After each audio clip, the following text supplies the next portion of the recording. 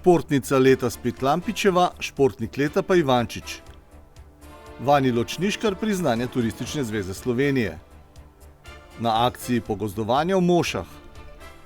Obrtna cona Jeprca še vedno le na papirju. Po sledeh sprememb in dopolnitev OP1. Las projekt Moj očka ima konjička 2. Dobrodelna prireditev v osnovni šoli Pirniče.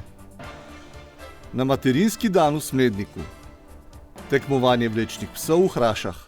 Lepo pozdravljeni. Občinski svet občine Medvode je na včerajšnji seji sprejel oba proračuna za leti 2023 in 2024 brez širše razprave svetnikov in brez večjih sprememb glede na predhodni osnutek.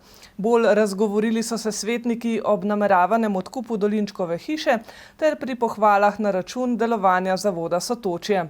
Vsem direktorjem javnih zavodov pa so potrdili izplačilo delovne uspešnosti. Več o seji v prihodnji oddaji, ogledate pa si jo lahko na YouTube kanalu Novice med vodami. Nocojšnjo oddajo pa začenjamo z najbolj odmevnim dogodkom preteklega tedna v občini Medvode, z večerom športa, na katerem občina Medvode in javni zavod Sotočje Medvode športnikom podelita priznanja za dosežke v preteklem koledarskem letu. Še 6. zapored je športnica leta postala smučarska tekačica Anamarija Lampič. Prvič pa je naslov športnika leta osvojil badmintonist Miha Ivančič.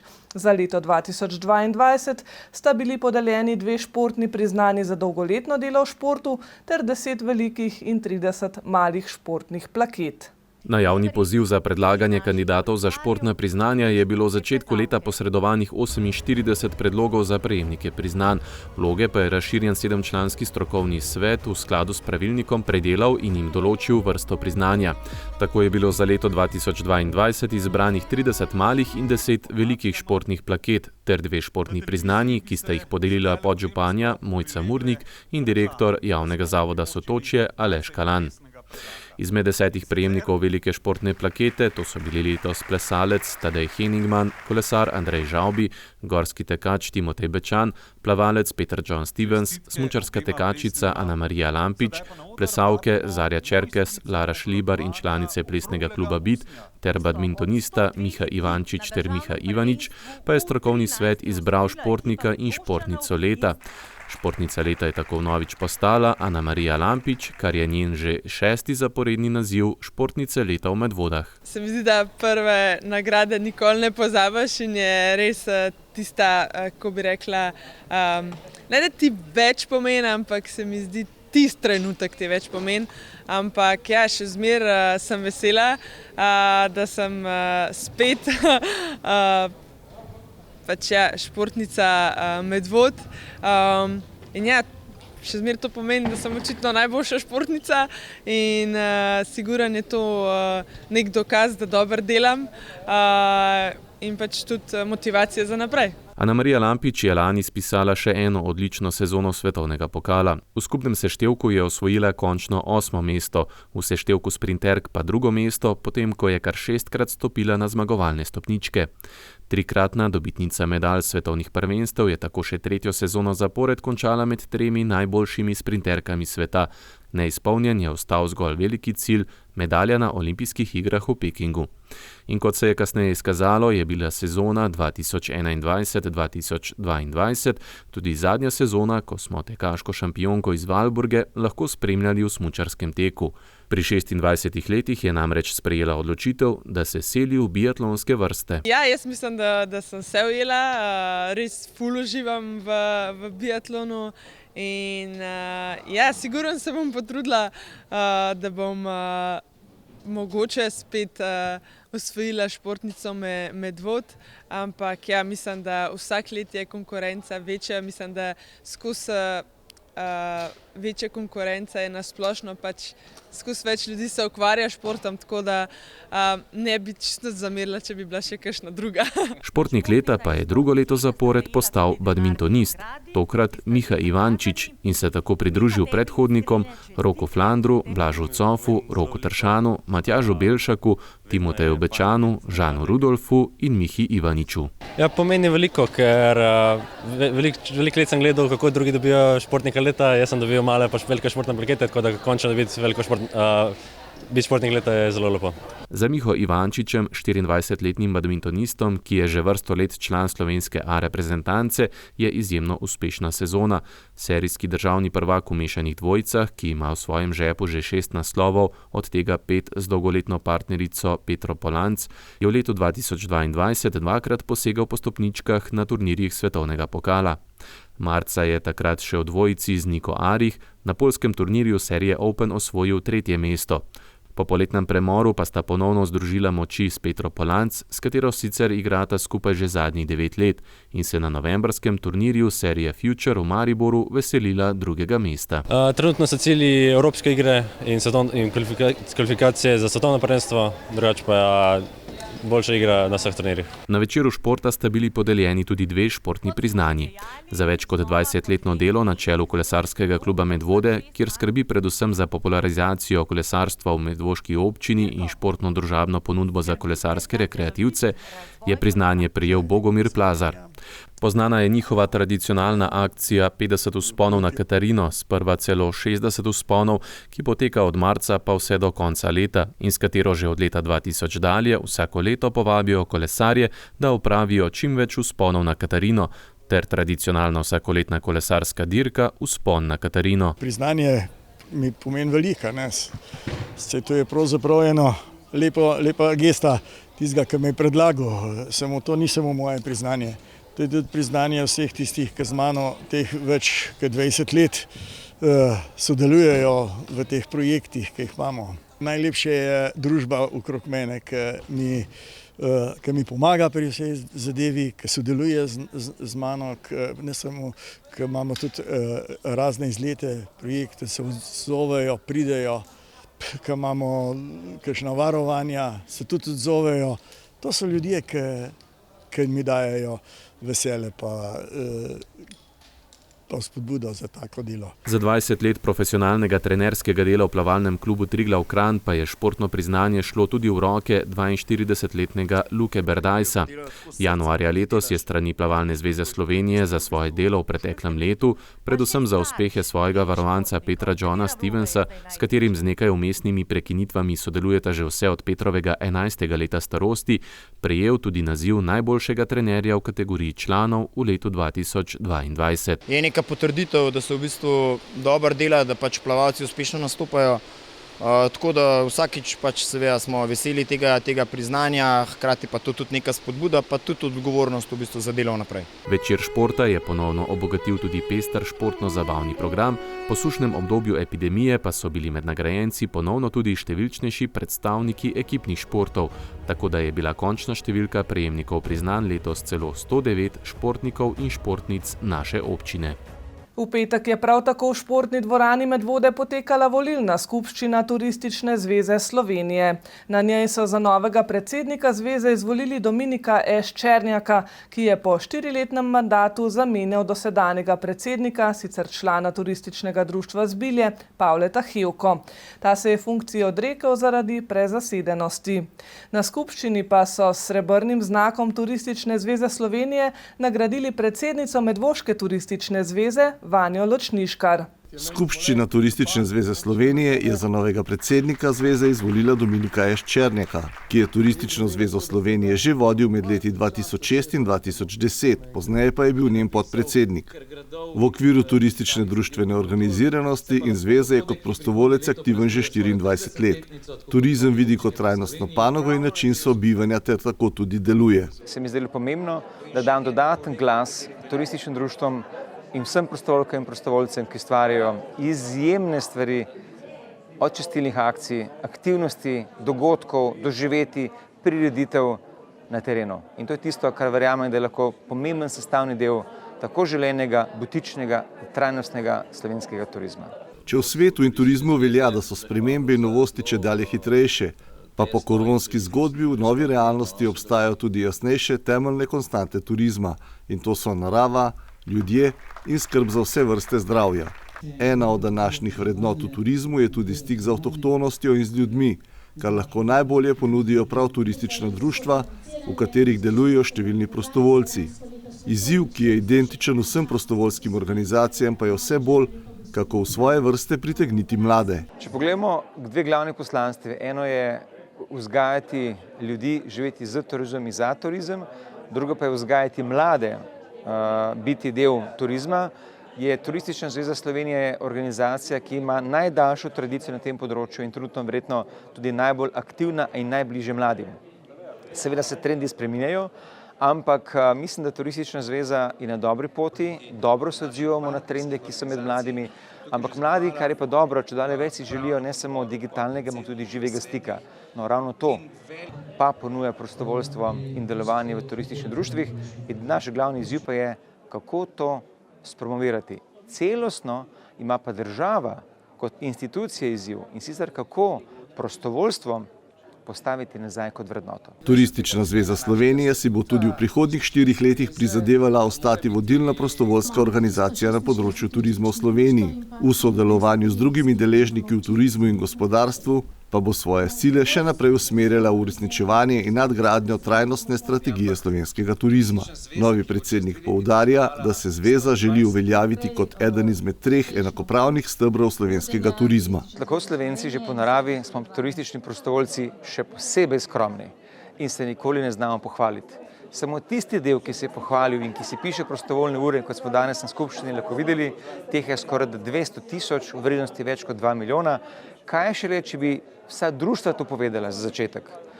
Seveda je pa naslednji korak pa je, da je treba vsem tem aktivnosti društev dati glas in povedati, kaj počnemo in tudi biti zraven, tudi takrat, ko se pišejo dokumenti in strategije.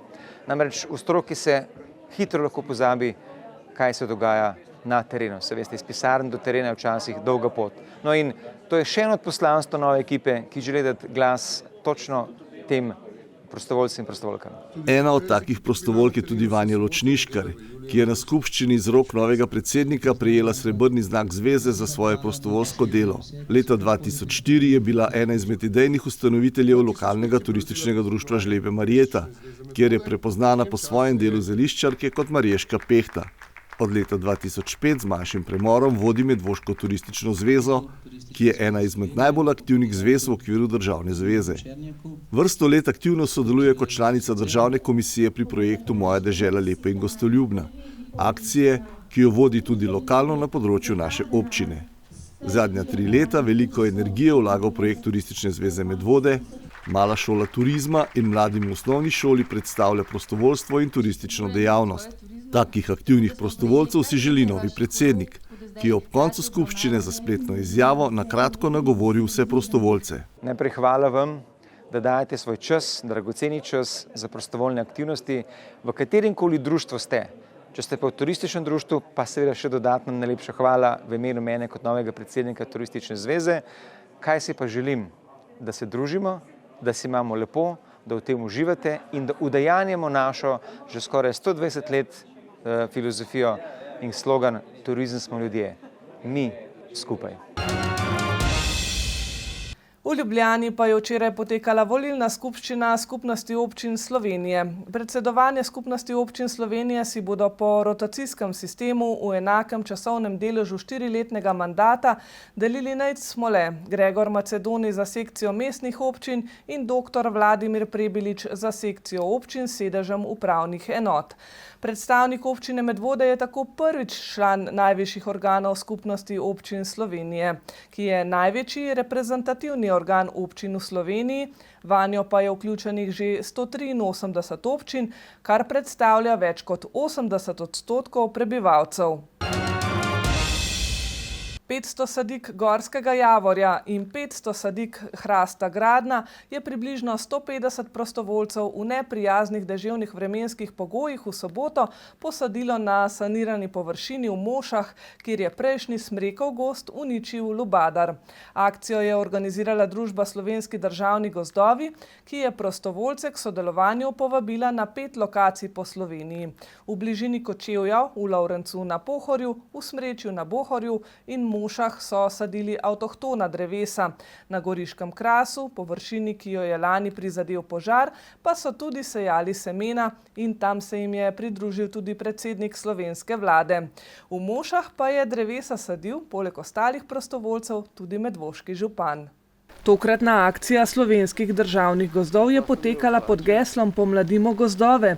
Njen namen pa po Sloveniji zasaditi okoli 6000 sadik avtohtonih drevesnih vrst, hrasta, češnje, jelke, macesna, duglazije, kostanja, gorskega javorja, bukve in gradna, ter posejati 24 kg semen topokrpnega javorja, maklena, lipovca in lipe. Sadimo na večjih lokacijah po celi Sloveniji. Skupno bomo posadili 6000 sadik gozdnega drevja različnih drevesnih vrst, predvsem avtohtonih drevesnih vrst, ki pač spadajo na ta rastišča, kamor jih sadimo. Na Krasu se bo tudi posadilo oziroma pač posijali 24 kg semena gozdnega drevja. Mi konkretno se pa nahajamo pri Mošah, pri Medvodah na lokaciji. Tukaj pa sadimo 500 sadik gorskega javorja in 500 sadik hrasta gradna. Posebnost akcije je vključitev prostovoljcev, zlasti otrok, ki jih na takšen način učimo o pomenu slovenskih gozdov. 1000 sadik v Mošah je bilo s pomočjo množice prostovoljcev izjemno hitro posajeno. Delo jim je malce olajšala mokra zemlja, v katero so kopali luknje, otežile pa dežne kaplje, zaradi katerih so bili prostovoljci premočeni in blatni. Zbralo se jih je tudi na presenečenje organizatorja okoli 150.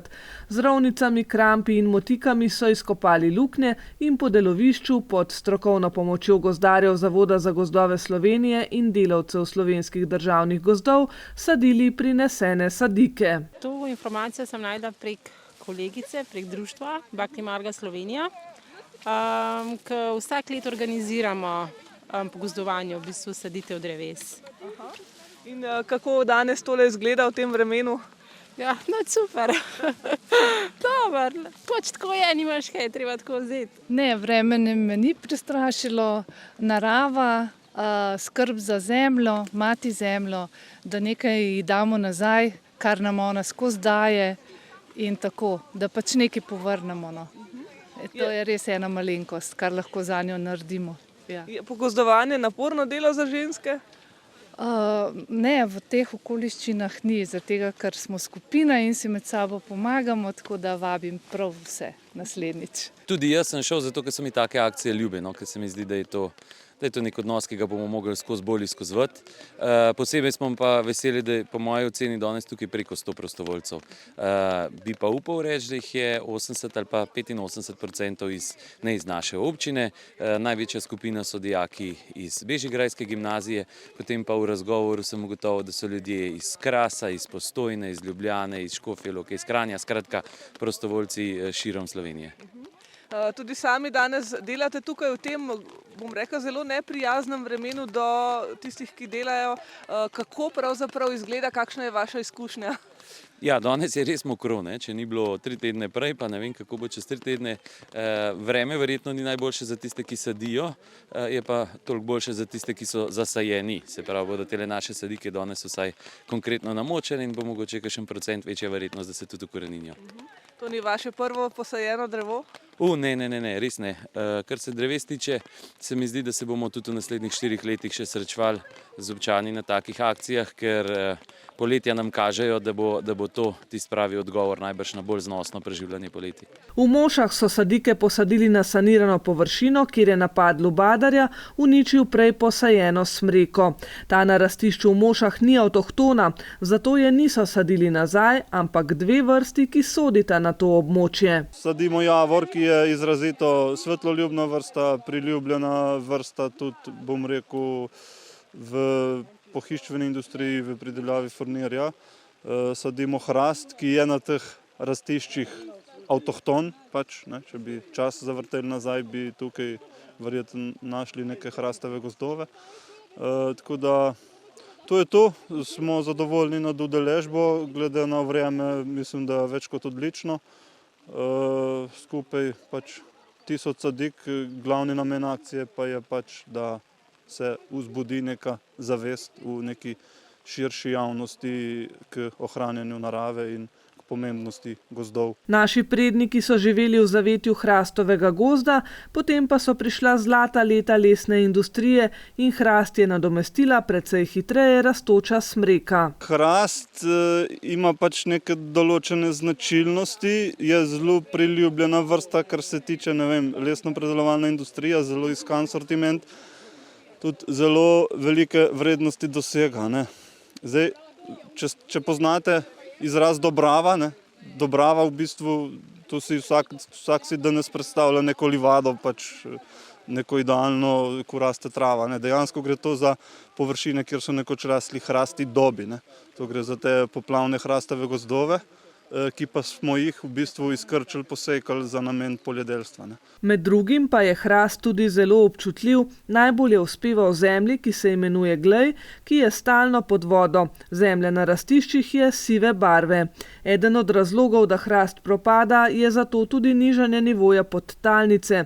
In seveda dolga doba rasti, ki v primerjavi s smreko, ki raste 50 do 60 let, traja kar 150 do 250 let.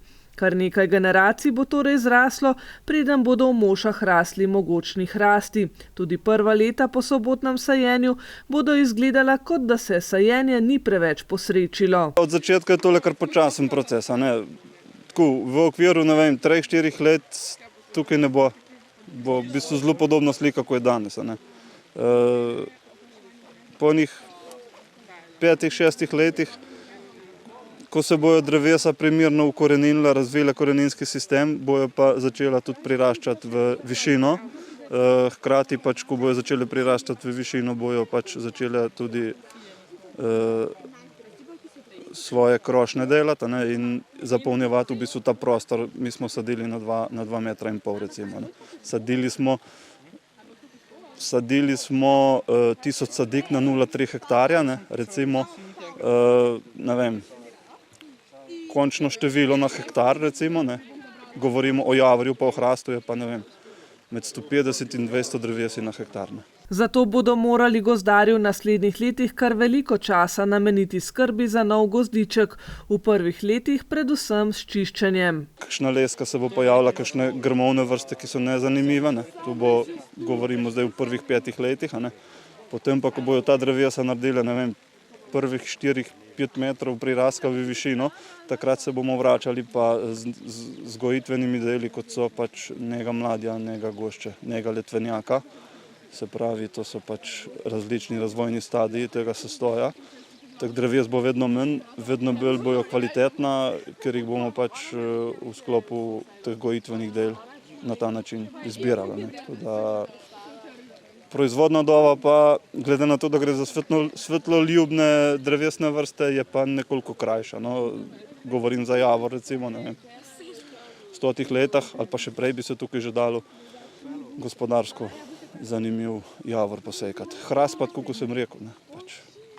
Sej, če hočemo, da doseže neke dimenzije, moramo dati časa, ne. Kot rečeno, je sobotni dež pomagal novo posajenim drevescem, da se bodo lažje ukoreninila in pričela z rastjo. Glede na klimatske spremembe je zelo pomembno, da ohranimo gozdove, ki bodo v vročih dneh nudila zaščito pred sončno pripeko, pomagala k večji vlagi v gozdu in nudila varno zavetje gozdnim živalim. Že v prejšnji oddaji smo poročali o srečanju župana s predstavniki gospodarstva in obrti. Zadnje tako srečanje je bilo leta 2018, potem ko je bil po 12 letih sprejet občinski prostorski načrt. Ta je dal zeleno luč, da se obrtne cone kot mrtve črke na papirju dejansko udejanijo v praksi. Sledi torej odgovor na vprašanje, kaj konkretno se dogaja oziroma se ne dogaja v naših obrtnih conah oziroma v obrtni coni Jeprca. Za primer bomo najprej vzeli problematiko enega od avtoprevoznikov, pomanjkanje parkirišč za tovornjake. Pejo Mijatovič, lastnik firme Mijatovič prevozi in logistika, je svojo problematiko, kje parkirati tovornjake, že večkrat izpostavil. Že na prejšnjih srečanjih župana s podjetniki, ne le na letošnjem. Za zdaj imamo parking privremeno gor iza firme Sogefo, medtem zdaj 31. maja naj bi lastnik spremenil to zemljišče in naj bi imel ene druge projekte, ki pač njimi ne moremo vplivati in enostavno se moramo izseliti. Zato je ta problematika za nas obrtna cona, ki jaz kot domačin že 20 let obljubljajo nam, pa iz toga še zmeraj nekako razmišlja to še zmeraj po mojem daleč. Obrtna cona Jeprca ima dejansko dolgo brado, saj so občinski svetniki prvo zeleno luč zanjo dali že leta 2001, kljub pomislekom, da bi bilo smiselneje aktivirati kakšno že od obstoječih in komunalno bolje opremljenih površin. 8 let kasneje so, kljub nasprotovanjem civilne iniciative, sprejeli občinski lokacijski načrt za prvo fazo. Na 5,5 hektarjih so načrtovali kar 23 gradbenih parcel, od tega 3 namenjene prav parkiriščem za tovorni promet. In že takrat smo ugotavljali, da če je nekaj zapisano, še ni rečeno, da bo v praksi kmalu tudi zaživelo. Občina je obrtno cono namreč načrtovala na privatni kmetijski zemlji. Prav noben scenarij se ji zato ni obnisel, niti da bi kupila vsa zemljišča v obrtni coni po sprejemljivi ceni, jo komunalno opremila in kot celoto prodala, niti obratno, da bi tekom let pridobljena zemljišča prodala dobremu ponudniku. Jo je pa v zadnjih letih komunalno opremila. In lansko leto se je na pobudo podžupana Iva Repa, kot rečeno, v problematiko vključil Pejo Mijatović. Kanček upanja mi je bilo lansko leto, ko je podžupan Ivo Rep, bivši, je rekel, razumeš, da ima probleme sa odkupom zemljišč na obrtnoj coni Jeprca. Sem ga vprašal, kakšno je, pravi, to zemljišče je razdrobljeno in imamo več lastnikov, ki pač se ne moremo zmeniti. Mi je predlagal, če jaz rešim ta pojas ob cesti, ki jih je 6-7 lastnikov, točno ne vem, in pa lahko postanemo 2-3 samo lastnika tam na tem delu in začnemo lahko se pogovarjati. Sem bil vesel takega pristopa in smo mislili, da bo to pač nekako hitreje se reševalo. V mestu tem pojasu je ena parcela 450 kvadratov, lastnik je občina Medvode. Seveda mi kot mejaši ali karkoli smo pač bili pripravljeni, da se pogovarjamo ali za zamenjavo zemljišča ali odkup tega. Ker pač ta naša parcela, ki zdaj meji, je strateškega interesa za občino Medvode, ker tam je planiran uvoz sa glavne ceste, smo pripravljeni tudi za zamenjavo. In problem? Podžupanu Ivu Repu se je mandat iztekel in še upokojil se je. Zato je Mijatović, kot pravi, ostal brez pričakovanega sogovornika, z občutkom, da se mu rešitev spet izmika. Zato ne izključuje možnosti ponovnega konflikta, tako z občino kot z državnimi inšpekcijami. Pred leti je namreč kupil 20.000 kvadratnih metrov veliko zemljišče v Mošah v upanju, da uspe s pobudo, da kmetijsko zemljo spremeni v logistični center. Jaz sem rabil to zemljo in sem začel pač naspati za parking. Pač občinska in ta državna inšpekcija ustavila, zdaj to tako stoji. Zdaj, če ne bomo najdli te poti, jaz bom nadaljeval. Pač mislim, da ću plaćati kazne, meni drugega ne ostane, ker nimam kam, bom šel, kar bo. Župan Ned Smole je na srečanju s podjetniki sredi meseca zatrdil, da ima občina Medvode jasno strategijo prodaje svojih zemljišč v obrtni coni Jeprca do konca prihodnjega leta oziroma najkasneje v začetku leta 2025. Danes je občina lastnica dobrih 3,5 hektara tam zemljišč. Približno hektar zemljišča v privatni lasti, pri čemer je v zadnjega pol leta prišlo do izrazite konsolidacije. Tako da danes v resnici lahko govorimo, da sta dva večja lastnika, največji občina in en manjši z, mislim, da tam okrog 6 do 7 tisoč kvadratnimi metri, potem je pa še nekaj manjših. Občina zato svojo vlogo vidi le še v naročilu projekta uvoza v obrtno cono iz državne ceste. Naša strategija je, da v obrtno cono Jeprca tisti, ki bodo noter, ne vozijo skozi Žeje, ker bi to absolutno preveč obremenilo Žeje oziroma ta del Zbilj, ampak kar je verjetno v interesu tudi vsega resnega kupca, da se čim hitreje tudi vsi tovorni in osebni promet spravi na državno cesto. Mi smo že imeli Pred nedavnim so brez direktorice občinske uprave na direkciji. Tam moram priznati, da so izkazali eno zelo veliko mero razumevanja za to, tako da smo dogovorjeni, da takoj, ko bo proračun sprejet, gremo mi v eno tako idejno, se pravi najprej idejni projekt, potem z njimi uskladimo in zapeljemo naprej. Torej, to je, zdi se malo, ampak je v resnici relativno kar ključna zadeva. Drugo, kar je pa potem za samo prodajo, tam pa računamo 1 do 2 kupca, pri čemer seveda se zavedamo omejitev prostora na delu proti državni cesti, kjer je nosilnost terena slabša, verjetno govorimo o 1 do 2 logistih, zgornji del pa maksimalno 1 do 2 kupca, ki boste vzpostavljali potem pač svojo ali bodisi proizvodno oziroma obrat, karkoli. In kako se v občinsko strategijo vključuje prej omenjena problematika Peja Mijatovića in parkirišča za njegove tovornjake? To je moje načelno stališče in dokler bom v tej pisarni, se to stališče ne bo spreminjalo. To je, da je čas pogovorov in je čas izvršenih dejstev. Ko enkrat pridemo do izvršenih dejstev, potem pogovorov ni več. Potem tudi občina odreagira samo še po črki zakona. V tem dotičnem primeru seveda govorimo o incidentu, ki se je zgodil v Mošah pred leti, zdaj ne bom več rekel 2 ali 3 leta nazaj tega. Torej tam pričakujemo, da se nobenih posegov ne izvaja več, ker gre za najbolj kakovostno kmetijsko zemljišče in kdorkoli je investitorja zavedel, da bo tam kdajkoli možna gradnja, se mu je debelo zlagal. Druga pesem je pa potem, ko govorimo o urejanju zemljišč na Jeprci, tam pa je gospod Mijatović že manjšinski lastnik, se mi zdi, da 3 zemljišč ob državni cesti. Seveda, tako on kot drugi logist, mislim, da je Škofja Loka eno podjetje, ki se s tem ukvarja, se bomo skupaj usedeli, se maksimalno potrudili, da najdemo rešitev, vsej konec koncev je tudi nam v interesu, da taki in podobni dobijo prostor na namenski rabi, ki je za to primeren, ne pa na namenskih rabah, ki ni. Torej, tokrat glede na to, da je pač to predmetno podjetje tam ustavilo vse akcije v Mošah, smo rekli, da smo pripravljeni še enkrat se pogovarjati. V nasprotnem primeru se gotovo ne bi več. Nadaljujemo pa z odgovorom na vprašanje, kako daleč smo s spreminjanjem in dopolnjevanjem občinskega prostorskega načrta.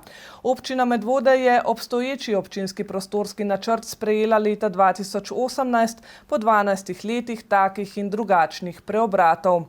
Dobro leto kasneje pa že začela s postopkom njegovih sprememb in dopolnitev.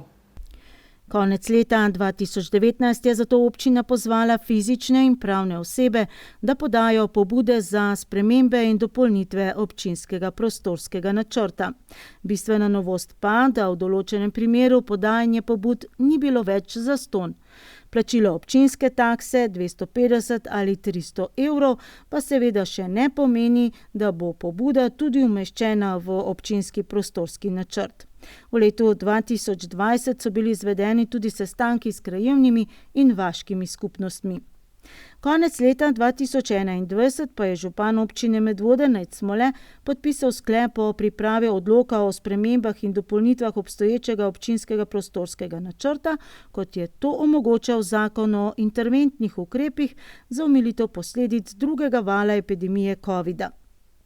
V praksi to pomeni, da je občina Medvode iz nabora 428 pobud fizičnih in pravnih oseb izločila tiste, za katere je ocenila, da so strateške in da jih bo vodila po skrajšanem oziroma olajšanem postopku. In vanj so vključene pobude, ki se nanašajo na vsebine oziroma dejavnosti centralnih dejavnosti, turizma, infrastrukture, šolstva, gospodarstva in podobno. Med strateške pobude so vključene tudi vse tiste pobude, ko so se lastniki odločali, da se namembnost stavbnega zemljišča spremeni nazaj v prvotno kmetijsko rabo.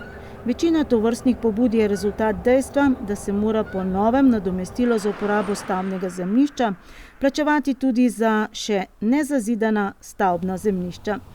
so se pa nekateri tovrstni pobudniki v tem času že premislili. Trenutno je postopek glede na zakonodajo, prostorsko zakonodajo, Zakon o urejanju prostora 2, po katerem peljemo postopek teh sprememb in dopolnitev občinskega prostorskega načrta v končni fazi izdelave strokovnih podlag. Moramo vedeti, da zakonodaja nalaga številne strokovne podlage, med drugim poročilo o prostorskem razvoju, izdelavo izhodišč, neko preliminarno obravnavo pobud in potem urbanistične zasnove, krajinske zasnove in elaborat ekonomike.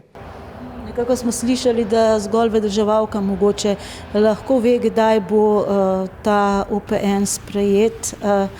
Se strinjate s tem?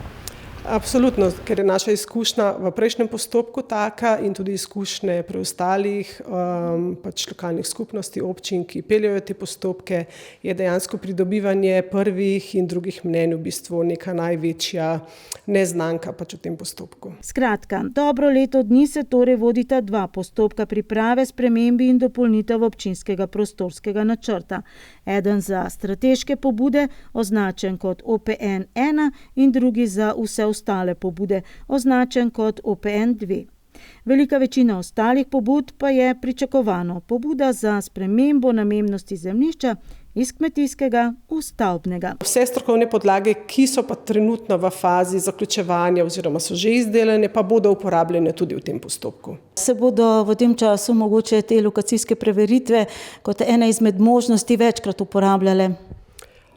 To je zdaj čisto odvisno od samih lastnikov zemljišč, investitorjev oziroma potreb. Je pa potrebno poudariti, da lokacijska preveritev ni vse mogočna, če temu lahko tako rečem, ampak so kar omejitve, kdaj v bistvu ta inštrument se lahko uporabi. Zakon o urejanju prostora vsem lastnikom stavbnih zemljišč, ki imajo željo zgolj po manjših prostorskih spremembah, namreč omogoča, da do željenega pridejo preko postopka lokacijske preveritve in ne čakajo na spremembe občinskega prostorskega načrta. Kar nekaj uspešnih tovrstnih postopkov je bilo že izpeljanih. In prav zato, ker očitno tudi tokrat do sprememb občinskega prostorskega načrta ne bo prišlo kmalu, se po naslednji seji občinskega sveta, ki bo predvidoma 19. aprila, obeta še en poziv fizičnim in pravnim osebam, da podajo morebitne nove pobude. Je pa treba ljudem zdaj zelo iskreno povedati. Naj ne vlagajo v tem mesecu, aprilu oziroma maju, naj ne vlagajo kar vse povprek, ker je od zadnje spremembe OPN-ja do sedaj ministrstvo, tedaj mislim, da je bilo še za okolje in prostor, če se ne motim, izdalo zelo jasen pravilnik, po katerem se vse pobude točkujejo in če ne dosežejo nekega minimalnega števila točk, sploh ne grejo naprej. Tako da razne ideje, da se odpirajo nove razpršene gradnje, da se tisoči in tisoči kvadratov spreminjajo seveda iz kmetijske v stavbno, ljudem polagam na srce, naj sploh ne vlagajo, naj šparajo tistih 300 evrov ali koliko je ta taksa, ki morajo dati, ker je ta pobuda že vnaprej obsojena na neuspeh. Tako da ne želimo si tukaj nekih špekulacij, je pa seveda verjetno v tem času se v prostoru zgodilo marsikaj, verjetno tudi kakšna potreba po par 100 kvadratnih metrih več, upam pa, da je tudi kakšna pobuda za nazaj v primarno rabo. Že sicer je župan občine Medvode Nejc Smole večkrat, zadnjič na srečanju gospodarstvenikov poudaril, da se občina ne nagiba k večji kvantiteti, torej večji poseljenosti, ampak k večji kvaliteti bivanja. Hkrati je velik fond še nepozidanih stavbnih zemljišč slabo pogajalsko izhodišče za zagovarjanje spreminjanja namembnosti zemljišč. Dokler boste imeli 40% stavbnih zemljišč nepozidanih, ne hodite po spremembe, je menda eden od argumentov pristojnega ministrstva. Ja, res je. Še vedno imamo znotraj naselij veliko nepozidanih stavbnih zemljišč, ki v bistvu res niso zelo dobro pogajalsko izhodišče. Predvsem z vidika poseganja na kmetijska zemljišča, predvsem z vidika urbanističnega načrtovanja. In več kot 70% površine občine Medvode je na nek način varovano območje. Če bi naredili presek vseh varovanih območij, varovanj, ki so v bistvu ki jih imamo v občini Medvode, v bistvu ostane zelo malo zemljišč, ki v bistvu niso na nek način varovana.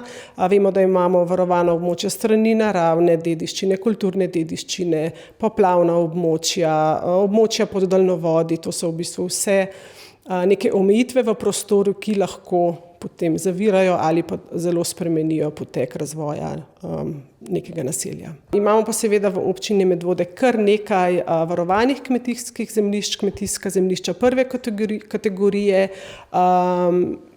mnenjedajalec, Ministrstvo za kmetijstvo, v postopkih spremembe namenske rabe kmetijskih zemljišč zahteva neke vrste nadomeščanja zemljišč, ki so recimo zazidljiva in se potem vračajo v primarno rabo. Če rečemo drugače, prednost bi imel pobudnik stanovanjske gradnje, če bi ponudil v izravnavo drugo stavbno zemljišče, ki bi ga bil pripravljen spremeniti nazaj v kmetijsko. Hkrati se obeta še en krog pogovorov tudi s krajevnimi in vaškimi skupnostmi. Tudi zato, ker je ena od novih zakonskih zahtev prostorskega načrtovanja oblikovanje ureditvenih območij naselij. S tem dajemo eno zelo pomembno sporočilo krajevnim skupnostim. Vključiti jih zraven kot partnerje v prostorskem planiranju je verjetno ena največjih odgovornosti. Zdaj, to seveda ne pomeni, da bojo krajevne skupnosti določale, kaj je zazidljivo in kaj ni zazidljivo, ker to v resnici ne določa niti občina zdaj, ampak 30 soglasodajalcev oziroma mnenjedajalcev. Gre pa za to, da si želimo slišati, kako krajevne skupnosti pa vidijo razvoj svojega kraja. Verjetno nam bodo v odgovorih nazaj povedali, poglejte, ne pozabiti na ta del tukaj, kjer bomo verjetno morali nekoč predvideti neke dodatne centralne dejavnosti. Tam imamo pobudo naših gasilcev, tam imamo tako. Ne, tukaj pa želimo, da Francelj, ki je član sveta krajevne skupnosti, dobi zazidljivo parcelo in tako naprej. To upam, da to modrost bo in da se to ne bo dogajalo. Bi pa, kot rečeno, radi zadevo čim bolj transparentno odprli, no? Da se od prvega koraka, torej od določitve teh ureditvenih območij naselij, ki je nov inštrument, ki ga, če mene vprašate, tudi zakonodajalec ni zelo podrobno razmislil oziroma domislil, ko se je zanj odločil, da to zelo odkrito komuniciramo z ljudmi. Ker konec koncev, gledajte, vsi živimo na teh 78 kvadratnih kilometrih, nimamo kaj skrivati. Kaj konkretno je imel zakonodajalec v mislih zahtevo, da se za potrebe občinskega prostorskega načrta oblikujejo tudi ureditvena območja naselij? Verjetno so želeli narediti neko buffer, vmesno cono med trajno varovanimi kmetijskimi in drugimi zemljišči in tistimi, ki verjetno zaradi konfiguracije terena je realno pričakovati v naslednjih 10, 15, 20 letih, da bodo potencialno zazidljiva. To ne pomeni, da bojo zazidljiva, ampak samo verjetno pomeni, da se v to smer lahko širi neko naselje, neka skupnost, ki je. Verjetno v teoriji dobro zamišljeno, v praksi pa silno težko izvedljivo. Lahko pa je, če ni pravilno zastavljena, tudi ovira prostorskega razvoja. Preteklo nedeljo se je v jahalnem centru kmetije Janhar odvijal slovesni zaključek projekta Moj očka ima konička 2, pri katerem so sodelovali člani družine Janhar. S pomočjo las projekta so želeli povečati ponudbo za kvalitetno in aktivno preživljanje prostega časa in sodeč po zadovoljnih obrazih so se naporni meseci dela obrestovali. V prihodnjem letu bo jahalni center kmetija Janhar praznoval 30. obletnico delovanja centra. Od vsega začetka, torej od leta 1994 jih na kmetiji spremljajo konji in vedno so se trudili za razvoj, napredek in širjenje ljubezni do teh živali. Nedeljski dogodek je bil dolgo pričakovan in kar nekaj časa so pripravljali vse potrebno za javno odprtje novih pridobitev, ki so jih postavili v sklopu projekta Moj očka ima konička 2. Torej danes tukaj pri vas na domačiji zaključek kar zahtevnega večletnega projekta. Kakšni so občutki? Ja, občutki so dobri, ker je tole meme. Jaz sem ostal že brez glasu, to se pravi, da je bilo kar naporno. Je bil finiš naporen ali cel ta projekt? Ne, finiš, pa nam se velikokrat tako zgodi, ne sam zdaj, da na koncu nam še zmeraj kakšna stvar ostane, pa hočemo res do konca narediti, pa še kakšna druga stvar pospraviti, zato da je zmeraj fajn, če je kakšen dogodek, zato se zmeraj kakšna stvar premakne. Zdaj, koliko pa je bilo vloženega dela v ta projekt? Verjetno je kar velik zalogaj se lotiti nekaj takega. Ja, zalogaj je ogromen, predvsem časovno. Prej sem rekel 800 ur, pa sem začel tako malo študirati. To so tiste, ki jih nam Evropa prizna. Zdaj zadej za tem je pa verjetno realno parkrat to. Ker mi si nekaj zadamo, pa se pa kar odpira, pa se, ne vem, čez par let, ali pa že v istem dnevu 100 idej še zraven, dajmo še to, pa se to kar nalaga. Tako da mislim, da kar par let, ok, se s prekinitvam, pa vmes druge projekte pa stvari, ampak bolj ka ne pa par let res kar tega, no. V okviru projekta je nastal tudi izobraževalni video o konju lipicancu, namenjen predvsem mlajšim otrokom, ki so si ga obiskovalci lahko premierno ogledali v nedeljo. Prav tako se je v okviru projekta na kmetiji zaposlil Jožev sin Žan. Prenovili so spletno stran, v sodelovanju z osnovno šolo Vodice so pripravili vsebine za šole. Na dvorišču so postavili igrala in informacijske table, ki so namenjene predvsem izobraževanju. Največ poudarka je na tej učni poti, zato ker premalo nas je in če pride šola, ne moramo imeti in delo s konji in na kakih okol peljati, pa zato ker če pride šola, recimo 50 otrok. In jaha jih sama ne par, treba je pa to nekako zaposliti, da se to lepo spele, da imajo pač nekaj od dneva, ne, da samo pridejo pa grejo. Na kmetiji imajo lastne konje, kar nekaj pa jih imajo tudi v oskrbi. Posvetili so se reji in delu z lipicanci slovensko avtohtono pasmo. Prav lipicanci so bili glavne zvezde nedeljskega programa. V zunanji maneži so predstavili 4 točke dresurnega jahanja, predstavili so se tudi najmlajši. Koliko časa pa ob vsem tem ostane za tisto vašo prvo ljubezen, za konje, za jahanje? Ni, da sem včeraj zvečer rekel, ko smo pisali program, sem rekel, jaz ne vem, če bom. Jaz sem danes zjutraj ta prvi trening naredil. Tako da, kdor misli, s konji si skozi, tega pa ni več. Mislim, pa se malo, kakor si prioritete postaviš, malo pa pride familija, pride otroci, časa zmanjka, dan ima 24 ur in od 6 zjutraj do 8, 9 zvečer je brka ne dosti. Koliko pa je kaj zanimanja za konjeništvo? Vi ste tukaj v stiku vsak dan. So nove generacije, ki imajo to ljubezen do živali, do jaht? So nove generacije. Zdaj predvsem punce. Fantov nam manjka, tako da fante predvsem vabimo. Punce so. Zdaj zakaj? Mal trend, mal pa to, da jahanje izgleda predvsem enostaven, ka pa enkrat probaš, pa vidiš, da to ni tako simpel. Tako kot vsaka stvar. Boljš, ki hočeš, več dela, več časa, več truda. In če imaš pač res tisto željo, kad te to enkrat potegne, pa konc. Pa tam. Skupne aktivnosti so med projektom izvajali z osnovno šolo Vodice in turističnim društvom Hrašelj. Projekt so sofinancirali Republika Slovenija, Evropski kmetijski sklad za razvoj podeželja in Evropski sklad za regionalni razvoj. V nedeljo 26. marca so krajani naselij Seničica in Golo Brdo lahko oddali svoje glasove na naknadnih volitvah v svet krajevne skupnosti Seničica Golo Brdo. Med 12 kandidati so izvolili 5 novih članov sveta, ki bodo vodili krajevno skupnost do konca mandata 2022-2026. Od 626 volivcev, ki so bili vpisani v volilni imenik, se je volitev udeležilo 175 krajanov, kar predstavlja 27,96% volilno udeležbo. V svet krajevne skupnosti Seničica Golo Brdo so bili tako izvoljeni Gregor Nartnik, Matej Gojčič, Andrej Kočar, Mitja Ločniškar in Jure Poglajen. Pretekli četrtek je v telovadnici osnovne šole Pirniče potekal dobrodelni koncert z naslovom Ujemi zvezdo v dlan. Koncert so ob pomoči učiteljev organizirali učenci osnovne šole Pirniče in za vse obiskovalce pripravili kar 25 točk, ki so popestrile večer. Pri soustvarjanju koncerta so na pomoč priskočili tudi nekateri starši, ki so s svojo tehnično pomočjo že tako čudovit koncert popeljali še višje. Prav posebno noto pa je koncertu dodal še skrivni gost, bivši predsednik Republike Slovenije Borut Pahor, ki je imel pozdravni nagovor. Na koncertu so tako zbrali malo več kot 2400 evrov, denar pa bodo namenili ureditvi šolske avle. Stari pregovor pravi, več kot daš, več imaš. In nadobudni učenci osnovne šole Pirniče so ob pomoči vodstva šole dali svoji skupnosti čudovit četrtkov večer v obliki dobrodelnega koncerta z naslovom Ujemi zvezdo v dlan.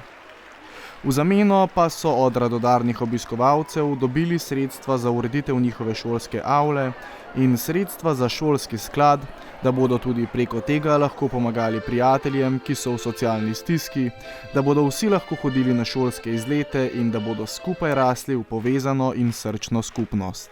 Ja, mi smo že pred korono razmišljali o tem, da v Pirnčah že dolgo ni bilo kakšnega takega lepega koncerta, pa da bi otroke povabili k sodelovanju z eno tako dobrodelno noto da bi s svojimi prispevki, nastopi pomagali zbrati sredstva za šolski sklad in potem otrokom omogočiti, ne vem, vse sorte, od igral, no zdaj se pojavlja ideja, da bi malo avlo osvežili, da bi malo več mizic imeli, stolčkov, kakšne take igre, pa tudi za kakšne socialne stiske, a ne, je šolski sklad namenjen, da prispeva k temu, da se čim več otrok udeleži šol v naravi. Na dogodku je bilo kar 25 točk, učenci pa so za obiskovalce pripravili tako pevske kot tudi plesne točke. Za sodelovanje na koncertu je izkazalo željo veliko število otrok, ki so pred koncertom nastopili na avdicijah. Po končani avdiciji je vodstvo šole ugotovilo, da si vsi zaslužijo zlati gumb in da bodo nastopili vsi. Vsem pa je seveda mentorstvo ponudila ravnateljica šole in učiteljica glasbene vzgoje Damjana Božič-Močnik, da so vse točke izpilili, da so vsi nastopajoči na odru zablesteli kot zvezde. Tako je bilo. Mi smo povabili najprej na avdicijo, ker dejansko jaz čisto točno nisem vedela, koliko je zanimanja med otroci. No in smo povabili na avdicijo kot nastopajoče, potem je bila posebna prijavnica za voditelje in posebna prijavnica za pomočnike odrske. No in zanimivo, čisto na vsako od teh povabil so se odzvali. Mi smo naredili avdicijo, razen za odrske pomočnike, ne, ostalo pa ja. In moram reči, nobene od teh točk nismo zavrnili, smo pa morali mečkam povaditi še z njimi, malček še spodbuditi in bom rekla tako, da so točke zasijale res v tem smislu, kakor smo jih videli v četrtek. Pri organizaciji dogodka so sodelovali tudi nekateri starši otrok, ki so tudi sami z dobrodelno prostovoljno noto pristopili in zastonj posodili in upravljali vso tehnično opremo, da je bil celoten dogodek visoko nad standardi tudi nekaterih profesionalnih koncertov. Veste kaj, jaz vam moram povedati, da sem izjemno ponosna na otroke in njihove starše. Predvsem, jaz pravim, vsak, ki je prišel na koncert in daroval svoj prispevek. Ampak en ogromen prispevek so prispevali 4 očetje, ki so svojo profesionalno ekipo, kar se tiče ozvočenja, luči, ozadja na odru, ne, s tem velikim ekranom, so prispevali, da je vsak nastop bil še toliko lepši, no. In se mi zdi, to je so dragi inštrumenti, drage naprave in si sploh ne moramo predstavljati, koliko denarja bi to morali plačati, recimo, če bi morali to v denarju poravnavati. Res izjemni so in niso želeli nobenih plačil za te stvari. Ob koncu dogodka je bilo zbranih kar 2402,33 evrov, za kar se vodstvo šole najlepše zahvaljuje. Vsa zbrana sredstva bodo namenili šolskemu skladu in za revitalizacijo avle, da bodo v njej uredili posebne kotičke, kjer bodo lahko učenci dodatno ustvarjali in krepili svoje sposobnosti. Zdaj sicer gospod Pahor se je pohecal, da so mu otroci rekli, da je to ideja ravnateljice. Ravnateljica posluša zdaj že 4 leta že na raznih šolskih teh skupnostih in tako, da bi te stvari otroci pogrešajo. In smo rekli, nič to kar nekaj denarja stane, pa smo rekli, da imamo skupaj stopiti, pa zbrati tudi na tem koncertu kakšen evro več. Kot že omenjeno, se je dogodka udeležil tudi bivši predsednik Republike Slovenije Borut Pahor, ki je tudi sam znan po svojih dobrodelnih akcijah, med katerimi je bila najbolj odmevna pred dobrim mesecem zaključena akcija Katra za dober namen. Gospod podžupanja, gospod župnik, zlasti pa starši in čudoviti učenke in učenci. Najprej naj povem, da sem, ko sem prišel, imel dolg, zanimiv pogovor z vašim novinarskim krožkom. V šolskem glasilu boste slišali vsa moja doslej neslišana priznanja, ki bodo osupnila slovensko javnost. Zato ne zamudite naslednje izdaje osnovnošolskega glasila. Zelo sem ponosen, da sem lahko bil v tem čudovitem otroškem raju, radovednosti in tudi, moram reči, kompetentnosti, ene zvedavosti, posebne sorte in staršem moram reči, da imajo čudovite otroke, zaradi katerih so lahko zelo ponosni. Rad pa bi tudi povedal učenkam in učencem, da sem jih hvaležen, da so me danes sem povabili.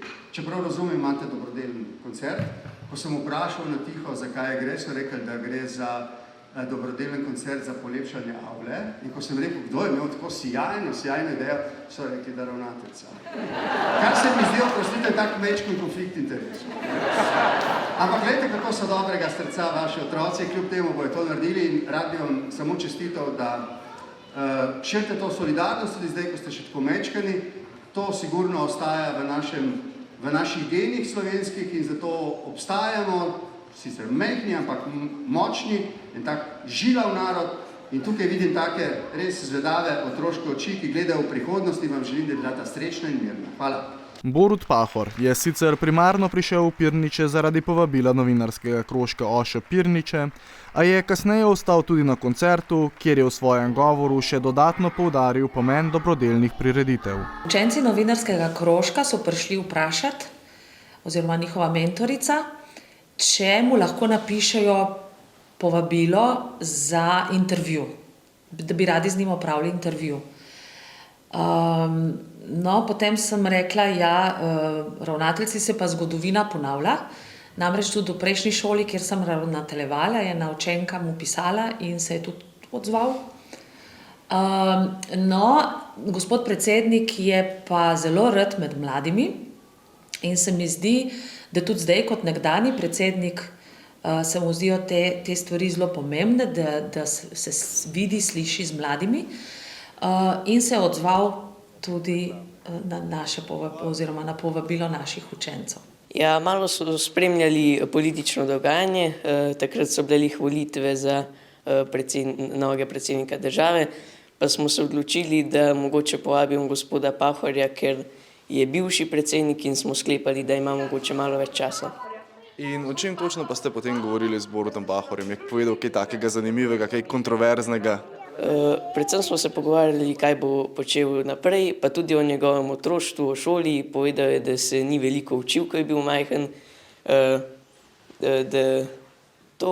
pa da se je zelo veliko zabaval, potem pa mu to ni prišlo ravno prav pri faksu, da si je vedno želel veliko izobrazbe, da je hotel v Združene države, ampak ni mogel zaradi bolezni matere. Osnovna šola Pirniče ima močan novinarski krožek, v katerem sodeluje več kot 10 učencev, ki skupaj ustvarjajo časopis Odmevi zvince, v kateremu lahko tako učenci kot tudi starši preberejo marsikatere zanimive članke. Ja, mi smo ena taka skupina, kjer naredimo članke, predvsem take aktualne o naši šoli, pa tudi nasploh, recimo, naredili smo tudi analizo volitev, pa take zanimive, recimo rebuse, kakšne take zanimivosti.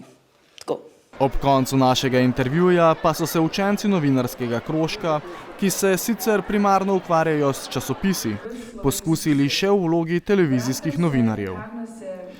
Ekskluzivni posnetek in njihov televizijski debu pa so nam dovolili objaviti v tokratnih Novicah med vodami. In kako se vam zdi, da je šel intervju s Borutom Pahorjem? Mislim, dober je šel. Mislim, zelo je gladko tekel, pa je še občinstvo veliko sodelovalo pa v koncu našega intervjuja, kar je bilo dosti dobro. Ali bi radi, da se dobrodelen koncert še kdaj ponovi? Seveda. Ja, bilo je ful zabavno. Po mednarodnem dnevu žensk 8. marcu so mame konec meseca že drugič v tem mesecu v ospredju pozornosti. V Sloveniji namreč materinski dan obeležujemo 25. marca. Tudi v naši občini niso pozabili nanje, saj so v Kulturnem domu v Smledniku pripravili praznovanje s pestrim programom za stare in mlade. V Kulturnem domu Smlednik so na predvečer praznika pripravili pester program z naslovom Nagelj rdeč za 100 in 1000 sreč. Na odru so se zvrstili številni nastopajoči, med njimi mešani pevski zbor Smleški žarek, lutkovna skupina Kuda Smlednik, otroci vrtca Smlednik, za konec pa je obiskovalce ogrel še ansambel Taktiki. Polna dvorana obiskovalcev je napovedala prijeten večer, ki ga je spremljala tudi poezija Frana Milčinskega Ježka v interpretaciji Mateja Ulčarja in Mine Dežman. Kako dolgo smo ga pripravljali?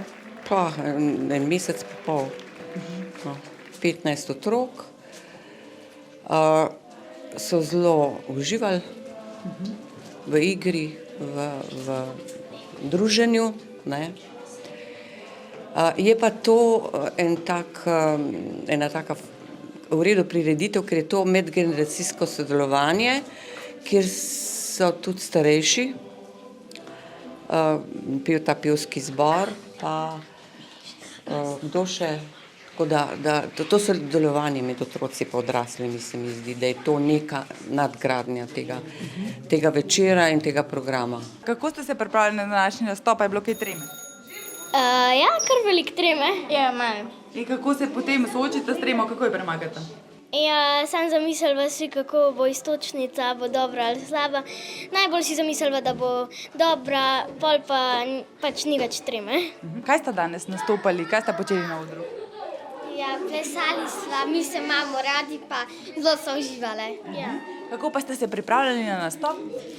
Ja, Breda nas je poklicala in nam dala opravičila v šoli in pa smo šli na predstavo. Ja. Pa vam je fino tukaj v kulturnem domu? Radi? Ja.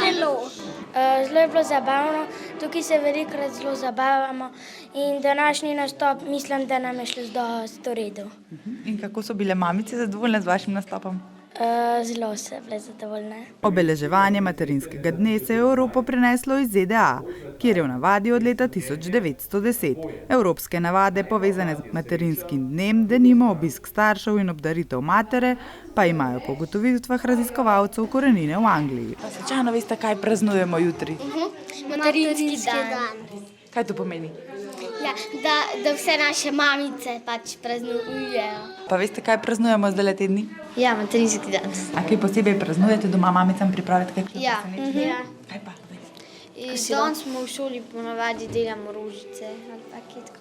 Ja. Kosilo ste rekli? Super. Pa so pa te mamice vesele? Ja. Mamice, babice in tete so ob koncu prireditve v dar prejele rdeč nagelj.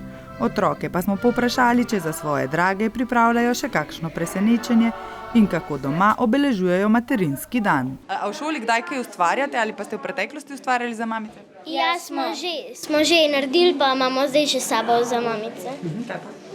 Tako ena slikica. Neka slikica srčki, pa pol je še tvoja, ja, še tvoja slika, pol pa tako imaš raztegnjene roke, pa pol je tak napis, ko piše toliko te imam rad ali pa še več te imam rad. Ali kaj posebnega pripraviš mamici? Ja, recimo, ne vem še točno, kaj bom, ampak bom verjetno kaj. Pa se vsako leto spomniš na ta praznik? Ja, to pa je. Se ti zdi pomembno? Ja. Prireditev so zaključili v veselih ritmih glasbe domačega ansambla Taktiki. Zadnjo nedeljo v marcu je v Hrašah ponovno potekalo mednarodno tekmovanje vlečnih psov v organizaciji Društva športnih psov Slovenije in Turističnega društva Hraše. Na že 9. memorialu Henrika Sečnika se je ponovno zbralo lepo število tekmovalcev in njihovih psov iz Slovenije, Avstrije in Italije, ki so se pomerili v različnih kategorijah na 3,5 km dolgem krogu po Hraškem polju. Ljubitelji teka in štirinožnih prijateljev se veselijo začetka pomladi tudi zaradi zadnje nedelje v marcu, včasih pa prve v aprilu, ko se na prostranih hraških poljih v organizaciji Društva športnih psov Slovenije in Turističnega društva Hraše odvije mednarodno tekmovanje vlečnih psov. Zelo zadovoljni. Že spet imamo lepo vreme, tokom dneva je bila malo bolj megla pa mraz, tako da to je bilo dobro za naše pse. Zdaj se je pa tudi za obiskovalce pokazalo sonce. Letos se je na 3,5 km dolgi progi v Hrašah v kategorijah Canicross, to je tek s psi, bikejoring, kjer pes vleče kolo, skuter, pes vleče skuter in kart, kjer smo lahko videli najštevilčnejše pasje vprege, ki vlečejo voziček na 3 ali 4 kolesih, pomerilo okrog 70 tekmovalcev iz 3 držav. Poleg domačinov so bili tu še Italijani in Avstrijci. Odziv je standarden, letos je zelo veliko Avstrijcev, tako da lahko rečemo, da so imeli Avstrijci celo državno prvenstvo tukaj. Žal mi je, da Slovaki niso prišli tako kot zaradi neke korone, ampak je pa videti ves čas iste tekmovalce in letos tudi veliko novih. To se pravi, da smo v porastu. Razmere so bile ponovno nadvse primerne za dirke s pasjimi vpregami. Dan prej je sicer dež dodobra namočil podlago, so pa zato temperature bile optimalne za tek kužkov. Ja, to je pač šport v naravi. Sodelovanje med človekom in psom. Če hočeš, da stvar funkcionira, mora biti pes in človek dober tim. To pa predvsem samo s treningi, dobro vzgojo in da je pes kot družinski član. V bistvu je, da pes dobro vleče, ampak to se da psa naučiti. Tako da najboljše dober zgled, če imaš stare pse, naj pomagajo učiti mlade, drugače pa dobro priti v društvo ali v klub, kjer ti pokažejo, kako se streže temu in na skupinskih treningih je to dobro, ker se psi tudi socializirajo in naučijo vleči. Društvo športnih psov Slovenije sicer že od samega začetka bdi nad razvojem tega zanimivega športa v Sloveniji. Ja, saj nismo edini, ki za to skrbimo, so še druga društva in klubi. Sploh Canicross, to je v tem poletnem času, je zelo popularen, je zelo razvit, kjer tečejo tudi z drugimi psi, ne samo z vlečnimi. Pozimi je pa nas bolj malke ustrajamo, ampak jaz upam, da bo v bodoče dobro. Imamo pa v našem društvu tudi dosti podmladka, tako da bo šlo naprej. V 10 letih je tekmovanje za vodnike pasjih vpreg postalo obvezna postojanka v koledarju. Tudi tujci se z veseljem vračajo v Hraše. Gre za neuradni zaključek zimske in pričetek poletne sezone tekmovanj vlečnih psov. Naporno, bilo je tako, težek zrak, drugače je bilo pa super. Vzdušje je fajn, tako da smo probali biti čim hitrejši.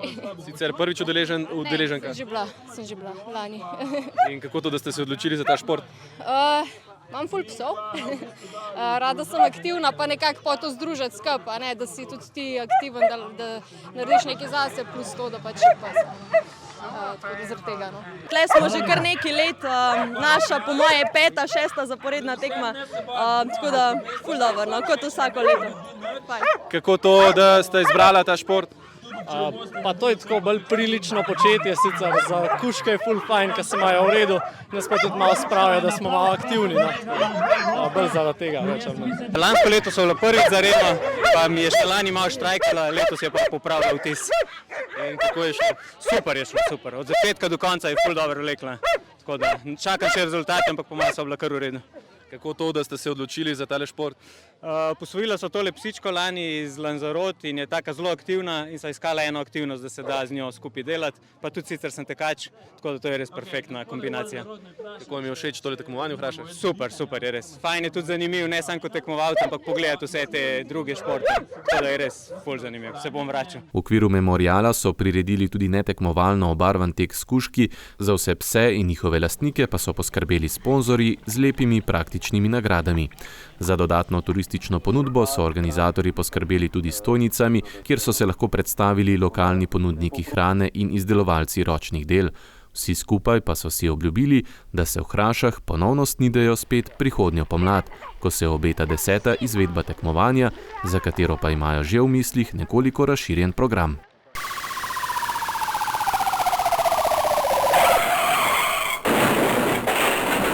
Tokrat medvoški policisti niso obravnavali prometnih nesreč v občini, poročajo pa, da so občanu iz Goričan zlorabili bančno kartico pri spletnem nakupu.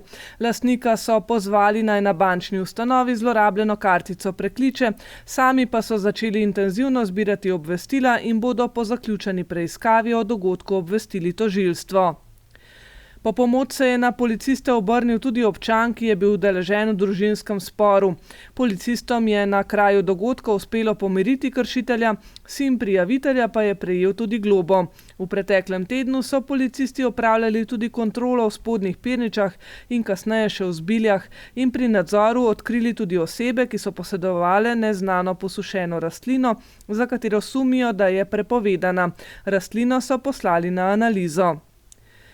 Glede na to, da so občanu zlorabili bančno kartico, velja ponovno opozoriti, da bodite pazljivi pri spletnih nakupih. Uporabnike internetnih storitev, predvsem spletnih nakupov, opozarjamo na več oblik spletnih prevar, goljufij, kot so nikoli dostavljeno blago, investicijska vlaganja, romantična prevara, pridobitev sumljivih posojil, nigerijska prevara ali goljufija z lažno tehnično pomočjo. Banke, pošte in druge finančne ustanove za finančne storitve nikoli ne poslujejo po elektronski pošti ali SMS sporočilih. Če dobite takšno vabilo, zahtevo obvezno preverite pri pošiljatelju in sicer po uradnih javno dostopnih kontaktnih podatkih in v nobenem primeru ne posredujte podatkov o svojem računu. Če od vas zahtevajo PIN ali CVV številko na kreditni kartici, gre zagotovo za prevaro, s tem podatkom pa jim omogočite neoviran dostop do vašega računa. PIN ali CVV številke nikoli ne zahteva nobena finančna ustanova. Informacije o delu policistov Policijske uprave Ljubljana in o aktualnih dogodkih lahko dobite tudi na Facebook strani Policijska uprava Ljubljana. Z redno črno kroniko zaključujemo tudi tokratne novice med vodami in vas že vabimo k ogledu naslednjih. Naša kamera bo zabeležila prevzem novega gasilskega vozila, spremljamo problematiko parkiranja v občini, pa seveda ne bomo izpustili preostalih dogodkov, ki jih pridno beležimo za vas in arhiviramo za prihodnje generacije. Nasvidenje do prihodnjega tedna.